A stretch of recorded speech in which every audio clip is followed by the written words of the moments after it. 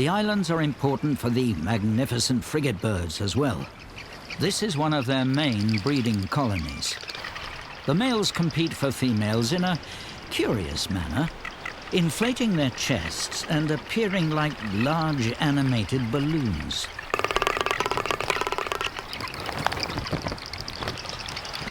The females survey the males from above, picking their partners whilst on the wing. The larger the sack and noisier the call, the more attractive a male seems to be.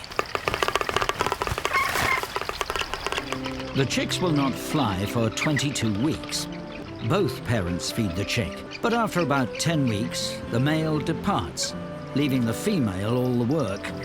She stays and cares for her chick for another 9 months. It is the longest period of parental care of all birds.